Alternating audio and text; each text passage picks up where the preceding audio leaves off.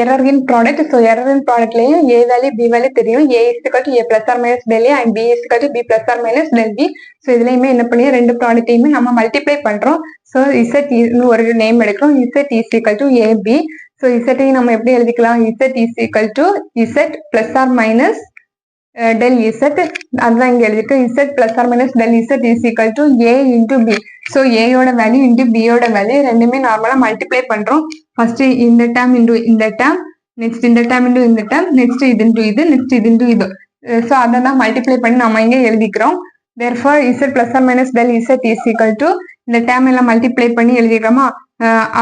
அது அப்படியே தான் இங்க எழுதிட்டு என்ன பண்ணணும் அப்படின்னா LHS அதாவது லெஃப்ட் ஹேண்ட் சைட்ல இசட் டேர்ம் இருக்கு. ஸோ இசட்டால டிவைட் பண்ணணும்.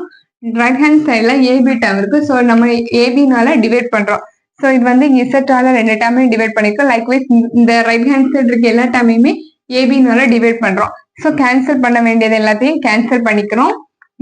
கேன்சல் பண்ணிட்டு பேலன்ஸ் எல்லாத்தையும் எழுதிக்கிறோம். எழுதிட்டு இங்க என்ன ஆகும் அப்படின்னா இந்த இருக்குல்ல இந்த ப்ராடக்ட் வந்து இந்த ப்ராடக்ட் வேல்யூ ரொம்ப ரொம்ப ஸ்மால் வேல்யூ. ஸோ நம்ம என்ன பண்ணிக்கிறோம் அப்படின்னா நெக்லெக்ட் பண்ணிக்கலாம். ஸ்மால் வேல்யூல என்னன்னா இந்த வேல்யூஸ் எல்லாம் கம்பேர் பண்ணும்போது இதை டிரைவ் பண்ணி கிடைக்கக்கூடிய ஆன்சர் வந்து ரொம்ப ரொம்ப சின்ன வேல்யூவா இருக்கும். ஸோ அதனால நமக்கு அது தேவையில்லை அப்படின்னு நம்ம அதை நெக்லெக்ட் பண்ணிக்கிறோம். பேலன்ஸ் எழுதிக்கிறோம். இதை நம்ம ஆர்டர் எழுதியும் del z by z is equal to del a by a plus or minus del b by b, which is plus. Plus ஏன் போடுறோம் அப்படின்னா எரர் வந்து ஆட் பண்ண மட்டும்தான் முடியும். So we have to put here only plus. Okay.